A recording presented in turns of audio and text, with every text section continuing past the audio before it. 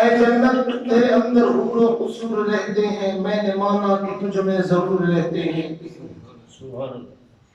لیکن اے جنت تو میرے دل کا طواف کیا کر اس لیے کہ میرے دل میں حضور رہتے ہیں۔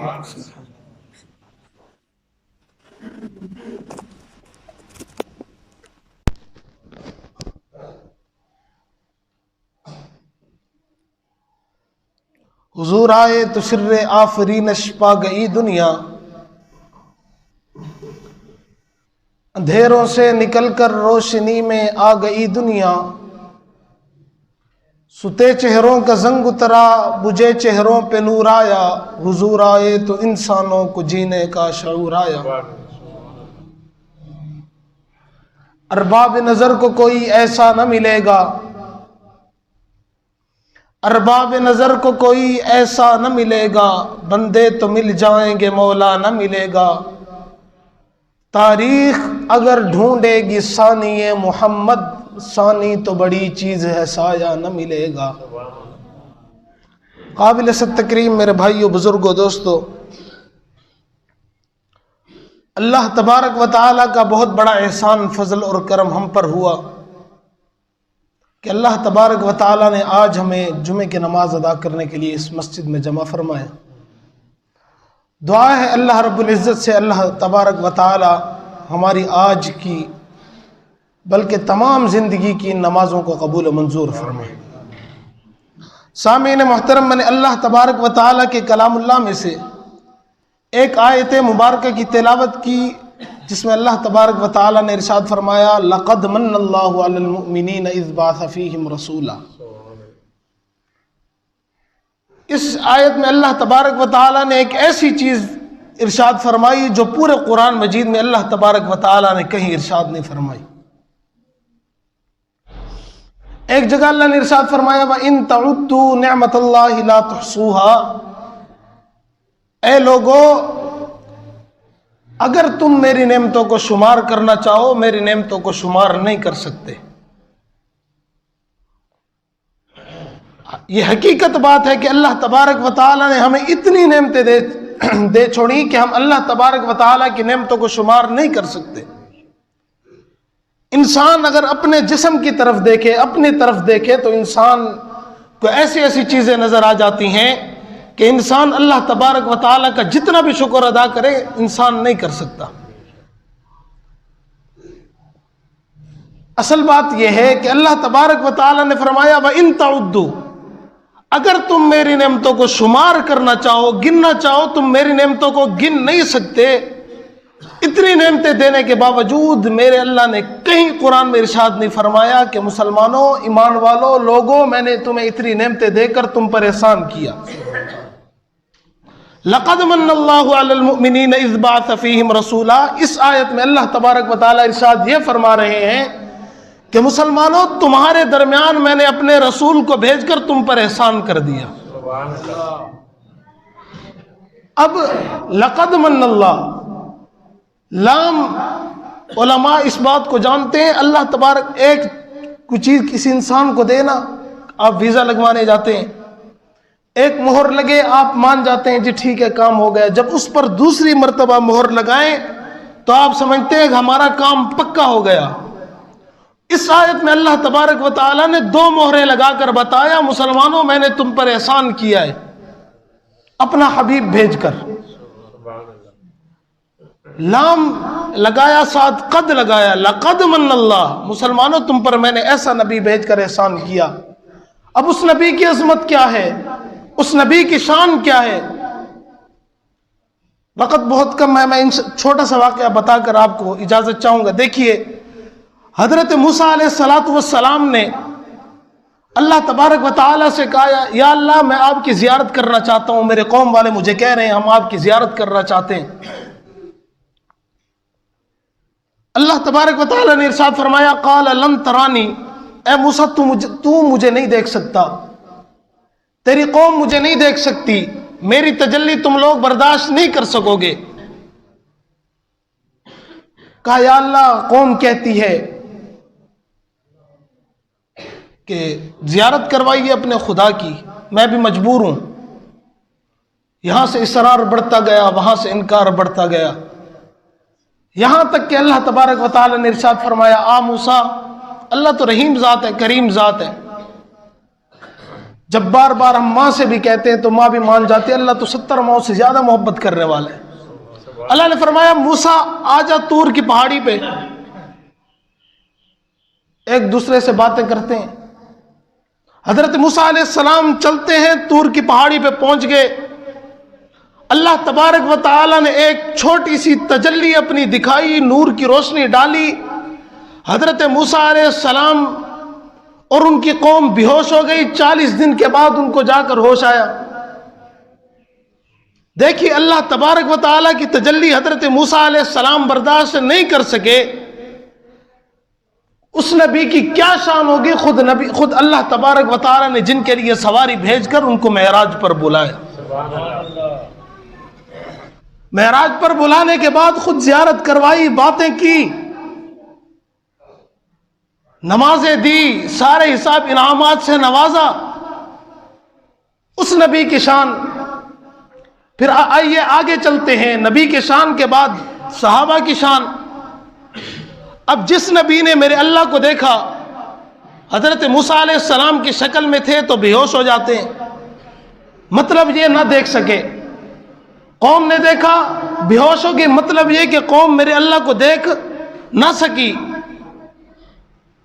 اب جس نے میرے اللہ کو دیکھا، میرے اللہ سے باتیں کی، اس نبی کو جن صحابہ نے دیکھا، قربان جاؤں صحابہ پر۔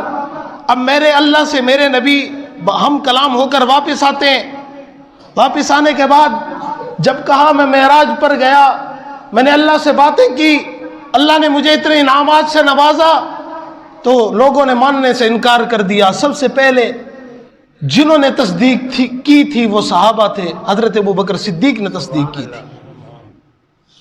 دیکھیے یہ رومال ہے، آسان سی مثال، یہ رومال ہے، اس رومال کی عزت تب زیادہ ہو جاتی ہے جب میں یہ کہتا ہوں یہ مدینے سے لے کر آیا ہوں۔ اس رومال پہ بھی لکھا ہے کہ یہ چائنا سے بنا ہوا ہے، آپ کے پاس رومال ہے اس پہ بھی لکھا ہوا ہے کہ یہ چائنا کا بنا ہوا ہے، میڈ ان چائنا لکھا ہوا ہے، لیکن جب میں یہ کہتا ہوں یہ میں رومال مدینے سے لے کر آیا ہوں تو اس کی عظمت بڑھ جاتی ہے، دل سے ہم اس کی عزت کرتے ہیں، اس کو سر پہ رکھتے ہیں، اس کو پاؤں میں گرنے نہیں دیتے۔ پتہ چیز ایک ہی ہے، وہ بھی دھاگے سے بنا، یہ بھی دھاگے سے بنا۔ اس کی نسبت اگر مدینے سے ہو جائے تم اس کی اتنی عزت کرتے ہو، اگر صحابہ کی نسبت مدینے والے سے ہو جائے تو اس کی کتنی عزت بنتی ہے۔ یہ اس کو صرف ہوا لگ کر آئے ہم اس کی اتنی عزت کرتے ہیں، جو نبی کے ساتھ سوئے ہم ان کی کتنی عزت کریں گے۔ اسی لیے صحابہ کرام کی شان، ان کی عزت، ادب، احترام ہمیں اسی طرح کرنا چاہیے جس طرح ہم اہل بیت کا احترام کرتے ہیں۔ میں نے اس موضوع پہ اس لیے بات کی، پچھلے جمعے میں ایک جگہ جمعہ پڑھانے گیا، میں نے بات کی حضرت ابوبکر صدیق کی شان پہ، حضرت علی کی شان پہ، دونوں کی شان پہ۔ لیاقت پور میں تھا، ایک بابا جی اٹھے، سفید ریش تھے، انہوں نے کہا بیٹا میں آپ سے ایک ہی بات کروں گا، آپ نے جتنی شان بیان کی، صحابہ کی شان بیان کی، اہل بیت کی شان آپ نے بیان نہیں کی۔ میں نے کہا بابا جی اہل بیت بھی ہمارے ایمان کا حصہ، صحابہ بھی ہمارے ایمان کا حصہ، ہم سب کو مانتے ہیں، ہم کسی کا انکار نہیں کرتے، سب کا برابر احترام کرتے ہیں، باقی مرتبے خود نبی نے بنائے ہیں۔ حضرت ابوبکر صدیق رضی اللہ تعالیٰ عنہ کے بارے میں آتا ہے کہ آپ صلی اللہ علیہ وسلم نے فرمایا کہ میں زندگی میں سب کے احسان کے بدلے چکا سکتا ہوں لیکن ابوبکر کے احسان کا بدلہ نہیں چکا سکتا۔ حضرت عمر کے بارے میں فرمایا کہ عائشہ تو پوچھتی ہے کہ ان ستاروں کے برابر کسی کی نیکی ہے؟ سن، عمر وہ صحابی ہیں جن کی ان ستاروں کے برابر نیکی ہے۔ حضرت عثمان رضی اللہ تعالیٰ عنہ کے بارے میں کیا فرمایا؟ ایک مرتبہ حضرت عثمان رضی اللہ تعالیٰ عنہ تجارت سے واپس آئے، دیکھا آپ صلی اللہ علیہ وسلم ایسے بیٹھے ہیں، مسجد نبوی میں تشریف فرمائے، غمگین حالت میں، ان کے یہ ہونٹ مبارک سوکھے ہوئے ہیں، لگ ایسے رہا ہے جیسے حضرت کو پیاس لگی ہوئی ہے۔ باہر گئے، کاسا بھرا اندر لے کر آئے، آ کر عرض کی یا رسول اللہ پانی حاضر ہے۔ آپ صلی اللہ علیہ وسلم نے فرمایا کہ عثمان تجھے کیسے پتا چلا مجھے پیاس لگی ہوئی ہے؟ کہ یا رسول اللہ آپ کے ماننے والے ہیں، آپ کا ادب احترام کرنے والے ہیں، آپ کے غلام ہیں، آپ کے پیارے ہیں، کیا اتنا نہیں آپ کے چہرے کو دیکھ کے پہچان سکتے کہ آپ صلی اللہ علیہ وسلم کو کس چیز کی ضرورت ہے؟ کہا یا رسول اللہ لیجئے. کہا نہیں، میں اپنے ہاتھ سے نہیں، آج عثمان کے ہاتھ سے پیالے سے پانی پیوں گا. حضرت عثمان نے ہاتھ اٹھا کر پانی پلایا. فرمایا کہ عثمان آج تو نے پانی پلایا ہے، قیامت کے دن ہاتھ میرے ہوں گے اور چہرہ تیرا ہوگا، میں خود اپنے ہاتھ سے تجھے آپ کو پانی پلاؤں. یہ صحابہ کی شان. حضرت علی کے بارے میں فرمایا کہ علم کا باب حضرت علی ہیں. خیبر کا موقع آیا تو صحابہ کرام جمع ہیں، دیکھ رہے ہیں کہ فتح نہیں ہو رہی. حضرت عامر بن اقوا رضی اللہ تعالیٰ عنہ جاتے ہیں، دیکھا بہت بڑا بہادر، بہت بڑا جو ہے پہلوان ہے، سامنے کھڑا ہے. حضرت عامر بن اقوا نے جب وار کیا تو اس پہلوان کا روب ایسا تھا، دبدبہ ایسا تھا کہ حضرت عامر بن اقوا صحابی تھے، جرت تو تھی ان کے اندر. انہوں نے جب کلہاڑی چلائی تو ان کے اپنے پاؤں پہ لگ گئی. واپس آ جاتے ہیں، یا رسول اللہ مشکل ہے. تو آپ صلی اللہ علیہ وسلم نے فرمایا آج خیبر کا دروازہ، خیبر وہی فتح کرے گا جس سے اللہ اور اس کا رسول راضی ہوں گے. تو اس وقت جب جھنڈا جس کو پکڑا ہے اس کو حضرت علی کہتے ہیں. اس کا بھی ہم اتنا احترام ادب کرتے ہیں جتنا حضرت ابوبکر صدیق کا کرتے ہیں. جب آپ صلی اللہ علیہ وسلم نے آواز لگائی کچھ لاؤ جہاد کے لیے، جو کچھ ہے گھروں میں لاؤ، سب کچھ اپنے گھر سے اٹھا کر لے جانے والا ابوبکر تھا. معراج کی رات حضرت جبریل علیہ السلام لینے آتے ہیں، ہجرت کی رات خود نبی چل کے حضرت ابوبکر صدیق کے دروازے پہ جاتے ہیں. یہ حضرت ابوبکر صدیق کی شان ہے. اسی لیے ہم صحابہ کرام کا اور اہل بیت کا برابر ہم ادب احترام کرتے ہیں. حضرت حسن اور حضرت حسین کی شان یہ ہے کہ ایک مرتبہ آپ صلی اللہ علیہ وسلم سے ایک صحابی نے مسئلہ پوچھنا چاہا، نہیں پوچھ سکے، ظہر کی نماز ادا کر لی، گھر چلے جاتے ہیں. پھر عصر پہ آئے، پوچھنا چاہا، پھر نہیں پوچھ سکے، واپس چلے گئے. پھر سوچا گھر میں جا کے کہ گھر چلا جاتا ہوں، گھر جا کر پوچھ لیتا ہوں، شاید کہ پھر موقع ملے نہ ملے. جب گھر تشریف لے گئے، جا کر دروازہ کھٹکھٹایا، آپ صلی اللہ علیہ وسلم باہر تشریف لائے. دیکھا بہت بڑی چادر اوڑی ہوئی تھی. چادر جب دیکھا صحابی نے کہا یا رسول اللہ آج سے پہلے میں نے کبھی آپ کو اتنا موٹا نہیں دیکھا، خیریت ہے؟ چادر کیوں اوڑی ہوئی؟ کوئی بیماری، کوئی سوجن، کوئی بات؟ آپ صلی اللہ علیہ وسلم جب چادر اتاری دیکھا دائیں ہاتھ میں حضرت حسن تھے، بائیں ہاتھ میں حضرت حسین تھے. فرمایا صحابی نے پوچھا یا رسول اللہ اتنی محبت اپنے نواسوں سے؟ کہا جب تمہیں خوشبو کی ضرورت پڑتی ہے تم مختلف پھولوں کو سونگھتے ہو، جب مجھے خوشبو کی ضرورت پڑتی ہے میں ان دونوں کے سروں کو چوم لیتا ہوں.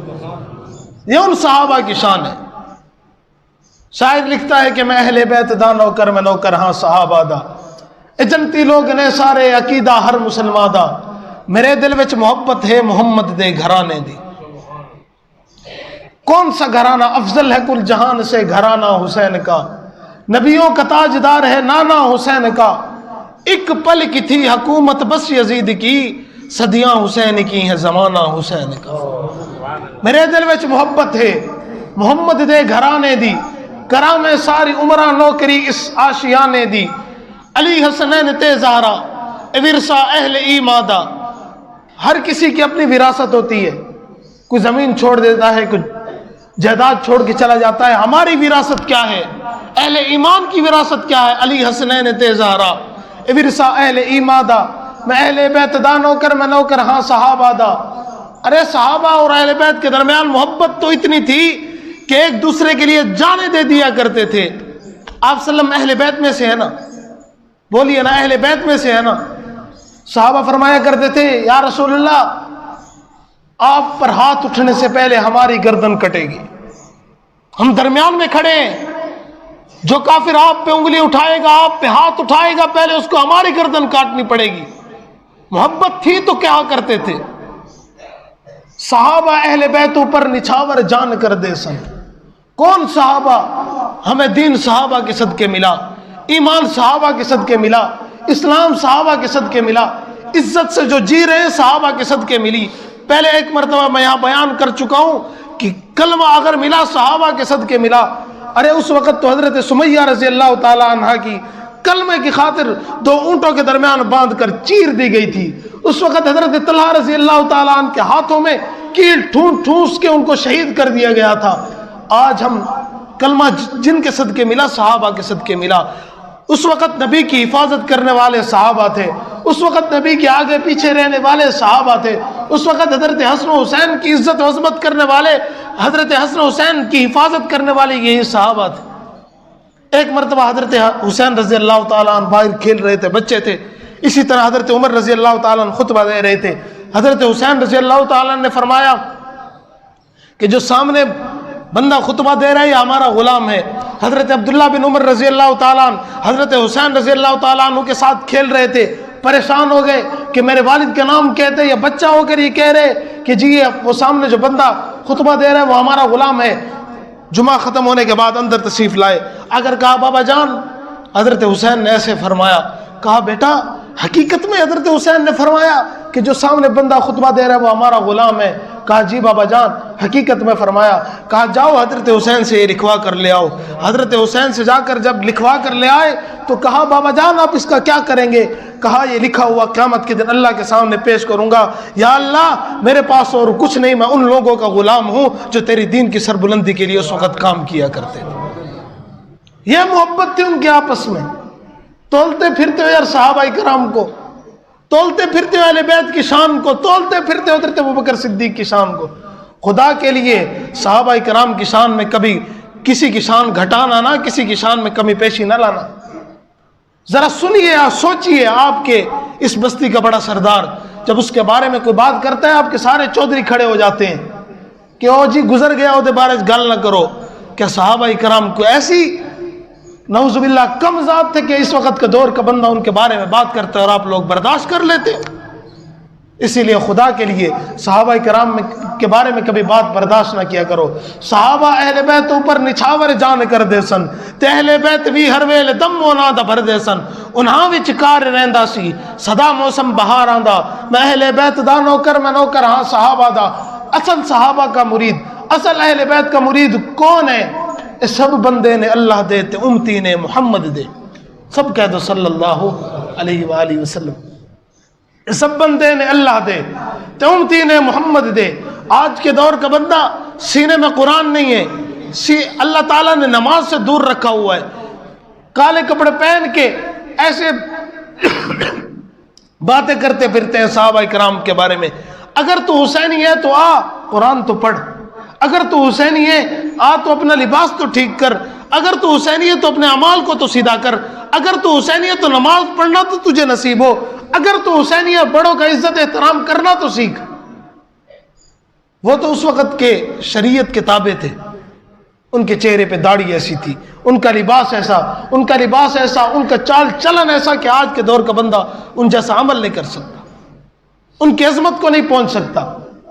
سب بندے نے اللہ دے, تونتی نے محمد دے, سب تابع شریعت دے, ترے پر ساری امت دے. تو پھڑے نہ, اگر کامیابی چاہتے ہو تو ان کا راستہ پکڑ لو, ان کا دامن پکڑ لو, جو انہوں نے عمل کیے اس کو تھام لو. جیسے انہوں نے نماز پڑھی ویسی نماز پڑھو, جیسے انہوں نے قرآن پڑھا ویسا قرآن پڑھو, جیسے انہوں نے اپنے زندگی میں عمل کیے ان اعمال پر عمل کرو گے تو کامیاب ہو جاؤ. تبلیغ والے کہتے ہیں اللہ تعالیٰ نے ساری کی ساری کامیابی دین میں رکھی ہے. ارے وہ دین ہے کیا؟ وہ ان صحابہ کرام کے راستے سے تمہیں ملے گا, اس نبی کی احادیث سے تمہیں ملے گا. اسی لیے اگر کامیابی چاہتے ہو ان صحابہ کرام کا دامن پکڑ لو, ان کی عزت کرنا سیکھ لو. سب بندے نے اللہ دے تے امتی نے محمد دے, سب تابع شریعت دے, ترے پر ساری امت دے. تو پھڑ اینا درا راہ جعفر یو ہے راہ جنتاں دا, محل بیت دا نوکر میں نوکر ہاں صحابہ دا, وما علینا الا البلاغ.